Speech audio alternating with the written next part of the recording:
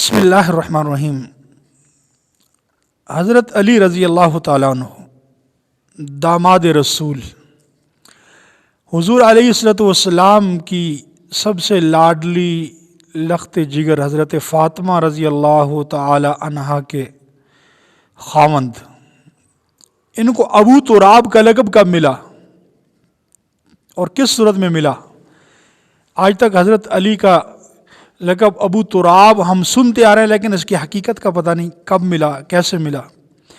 تو سنو، ایک مرتبہ حضور علیہ الصلوۃ والسلام اپنی لخت جگر حضرت فاطمہ رضی اللہ تعالی عنہ کے گھر میں آئے تو دیکھا کہ حضرت علی موجود نہیں ہے۔ پوچھا، بیٹا علی کہاں گیا؟ علی کہاں گیا؟ تو حضرت فاطمہ رضی اللہ تعالی عنہ نے فرمایا، ابا جان، اے میرے والد محترم، وہ تو کسی بات پر خفا ہو کر باہر چلے گئے۔ آپ علیہ الصلوۃ والسلام نے ایک آدمی کو حضرت علی رضی اللہ تعالیٰ عنہ کو ڈھونڈنے کے لیے بھیجا کہ جاؤ علی کو بلا کے لے آؤ، علی کو ڈھونڈ کے لے آؤ۔ تو وہ آدمی ڈھونڈتے ڈھونڈتے جب مسجد نبوی میں پہنچا تو حضرت علی رضی اللہ تعالیٰ عنہ مسجد نبوی کے اندر آرام فرما رہے ہیں اور زمین کے اوپر لیٹے ہوئے ہیں، مٹی کے اوپر لیٹے ہوئے ہیں۔ آ کر اس آدمی نے حضور علیہ الصلوۃ والسلام کو اطلاع دی کہ حضرت علی رضی اللہ تعالیٰ عنہ مسجد نبوی کے اندر لیٹے ہوئے۔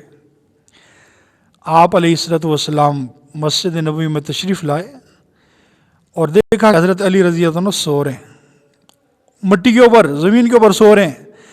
آپ علیہ الصلوۃ والسلام نے پاؤں سے تھوڑا ٹھوکر ماری، فرمایا، کم یا ابا تراب، کم یا ابا تراب، کم یا ابا تراب، اے مٹی کے باپ کھڑے ہو جا۔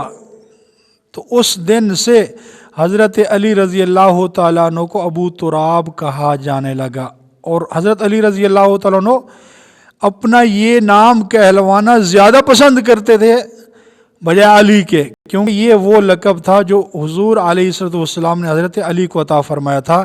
تو ابو تراب کا لقب حضرت علی رضی اللہ عنہ کو اس حال میں ملا۔ چلو۔